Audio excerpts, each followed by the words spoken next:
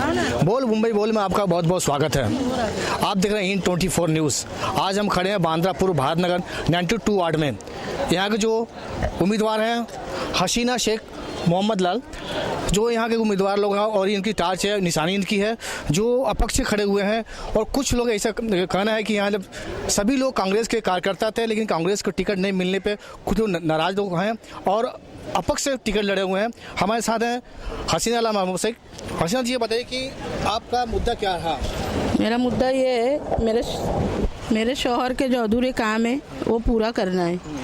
और 50-60 साल से वो नगर सेवक मतलब कांग्रेस में है वो, तो उनके लिए टिकट मांगे हमने तो टिकट मिली नहीं, तो इसलिए उम्मीदवार ये कहा जाए कि कांग्रेस से बगावत, जो लोग हैं कि जो कांग्रेस के पुराने कार्यकर्ता हैं उनको टिकट नहीं मिलने पर कांग्रेस से बगावत की बू नजर आ रही है और अपक्ष से इन्होंने पर्चा भरा हुआ जो उम्मीदवारी अपनी तय की हुई है। और यहाँ इनके जो शौहर थे वो बहुत साल पहले भी कांग्रेस के अच्छे अधिकारी थे और वो नगर सेवक भी रहे हुए हैं और जो प्रवक्ता समिति की अध्यक्ष भी रहे हैं, लेकिन कांग्रेस ने इनको टिकट नहीं देने पर अपक्ष से उम्मीदवार भरे उन्होंने। सही बताइए कि आप जो कांग्रेस से इतने सालों से रहे, कार्यकर्ता रहे, क्या रहा है कि कांग्रेस ने टिकट नहीं दिया आप लोग को? टिकट देने के पीछे वजह सबसे बड़ी ये बताई गई है कि हमारे परिवार को क्रिमिनल, गुंडा और आतंकवादी बताया गया। कांग्रेस के आला नेताओं के पास में जाके हमारे पार्टी के जो दूसरे लोगों ने टिकट मांगा था, उसमें से जिसको आज टिकट मिली है, उन लोगों ने कुछ असामाजिक तत्वों को लोगों को लेकर जाकर हमारे आला नेताओं को ये बताया कि हम लोग बहुत बड़े गुंडे और क्रिमिनल और हमारे पे काफ़ी मामले और केसेस वगैरह चल रहे हैं, जिसके चलते हम आपको टिकट नहीं दे सकते हैं। मेरा पार्टी के आला नेताओं से यही कहना था, जब मैंने प्रिया दत्त जी के पास भी गया, बाकी बड़े नेताओं के पास में भी जब मैं गया, तो मैंने उनसे कहा कि अगर मुझ पर कोई केसेस या मामले चल रहे थे तो मैं बाहर क्यों हूँ, मुझ पे आज तक के कोई मामला क्यों नहीं चलाया गया, मुझे आज तक के किसी मामले में पुलिस ने क्यों नहीं अरेस्ट किया। तो यह तो दो ही वजह हो सकती है, या तो मैं बेकसूर हूँ या तो फिर मैं इतना सक्षम हूँ कि मैं आज भी आज़ादी से इस देश के अंदर क्राइम कर रहा हूँ और घूम रहा हूँ। दो ही चीज़ हो सकती है ना सर। मेरे खिलाफ कोई सबूत नहीं, मेरे खिलाफ कोई मामला दर्ज नहीं, मैं एक आतंकवादी कैसे हो गया, मैं एक क्रिमिनल कैसे हो गया।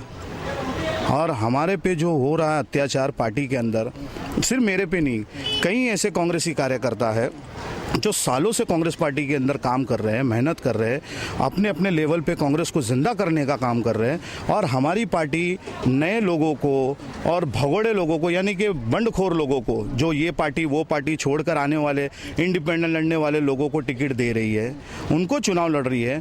तो हम जो इतने सालों से कांग्रेस के अंदर जो लोगों की सेवा कर रहे हैं, हम कहाँ जाएंगे, हम किसके दरवाजे पर दस्तक देंगे, जब हमारी अपनी पार्टी हमारे सीने में, छाती में, पीठ में छुरा भोंकने का काम कर रही है। तो हम हमारी फरियाद लेके किसके पास जाए? ना मुंबई अध्यक्ष के पास सुनने के लिए समय है, ना हमारी सांसद के पास सुनने के लिए समय है, ना हमारे आमदारों के पास सुनने के लिए समय है।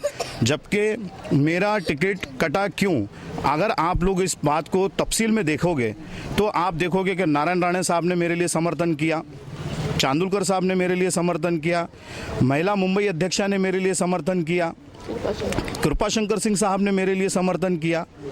तो जब इतने विंग के लोगों ने जब मुझे समर्थन किया, तो मेरा पूछना ये है कि फिर आखिर वजह क्या थी, मुझे वजह तो बताया जाए।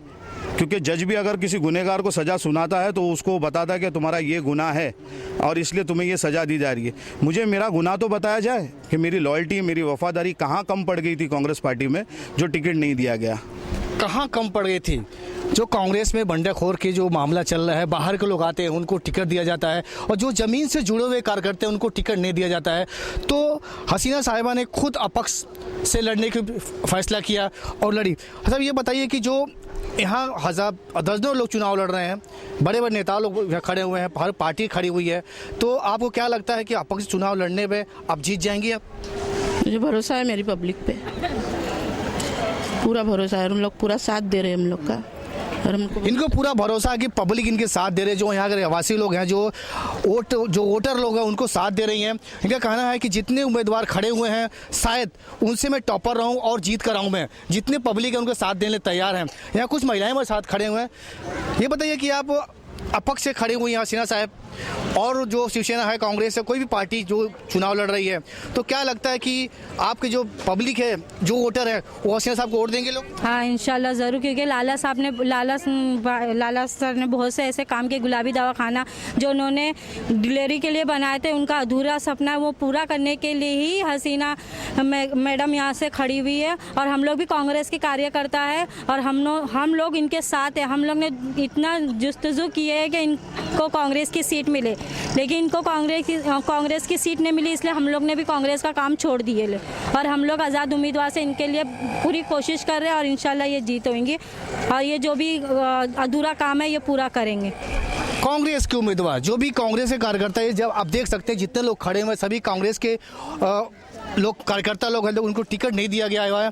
और ज़मीनी कार्यकर्ताओं को लेकर के जो यहाँ होड़ मची हुई थी कि आज नहीं कल शायद टिकट मिल जाएगा, लेकिन टिकट देने से कांग्रेस से इनकार कर दिया है। इतने सालों से आप जनता के बीच रहे, आपके सौहार्द जनता के बीच रहे, इतने सेवा किए हैं, लेकिन उनकी जो सेवा किया हुआ आज के तारीख में है, जो आज के नगर सेवक उनको डुबो चुके हैं, जितने काम किए, जहाँ उनके बारे में बताइएगा आप। अगर मुझे इजाज़त मिले, मेरे पिताजी के दौर के अंदर जब उन्हें भारत नगर से चुनाव के लिए 2002 में उतारा गया कांग्रेस पार्टी की तरफ से कृपा शंकर सिंह साहब ने, तो ये क्षेत्र के अंदर मातोश्री आया करता था सर, और मातोश्री के अंदर लाल मोहम्मद शेख साहब ने कांग्रेस का झंडा गाड़ा और झंडा गाड़ने के बाद कांग्रेस के माध्यम से, कांग्रेस के 10 साहब के आशीर्वाद से, कृपा जी के आशीर्वाद से, उनकी दुआओं के साथ लाल मोहम्मद शेख साहब ने 9.5 करोड़ रुपए स्कूल के लिए फंड लाया।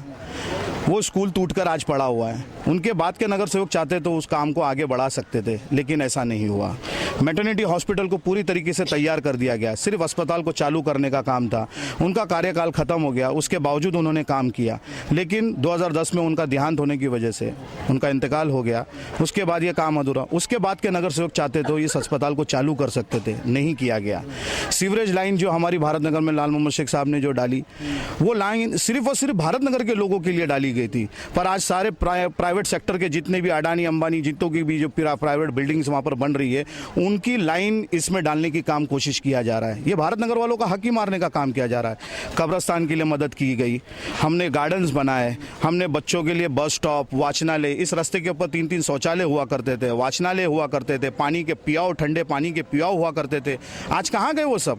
सिर्फ वही एक नगर सेवक था जिसको इतना काम करने का टैलेंट था, बाकी नगर सेवकों को क्या काम करने का टैलेंट नहीं था?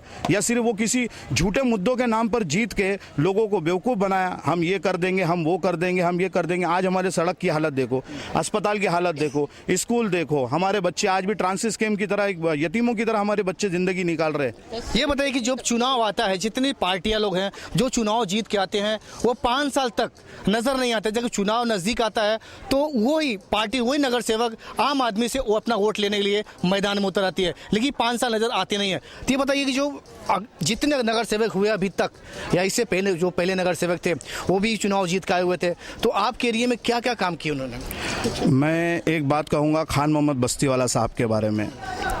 खान मोहम्मद बस्तीवाला साहब जब यहाँ पर से नगर सेवक थे, बेशक उन्होंने भारत नगर में बहुत काम किया। काम ऐसा काम के जितनी तारीफ़ करी जाए उतनी कम है।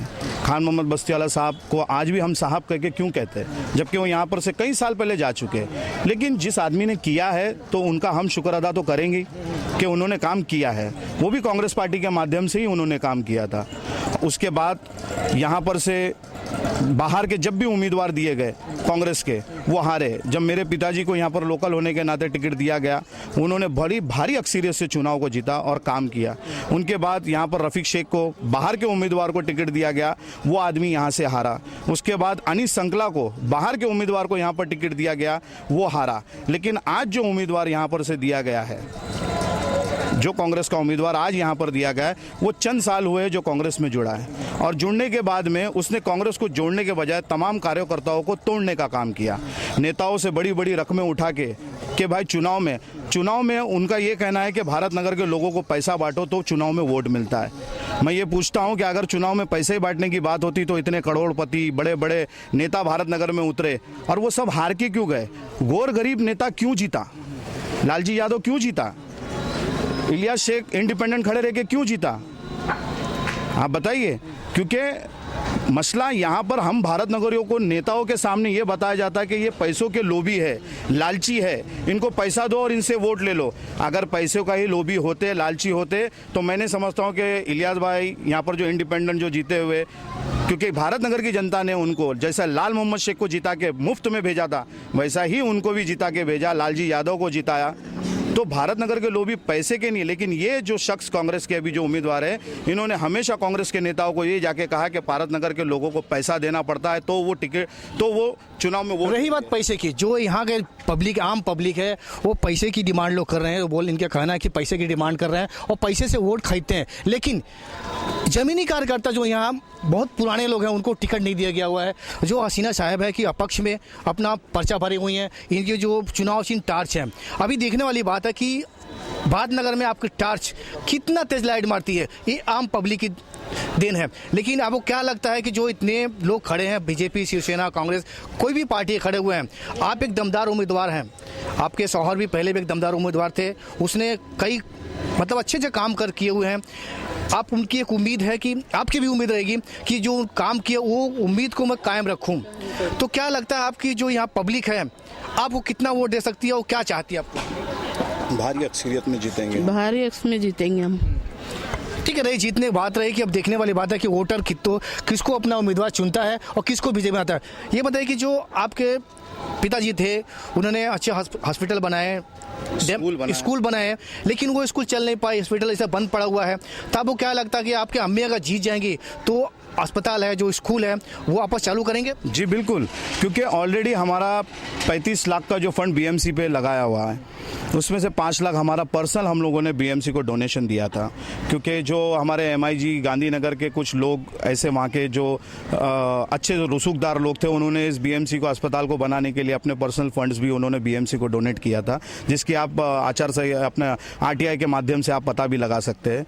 और ये अस्पताल को कम्प्लीटली रेडी किया गया।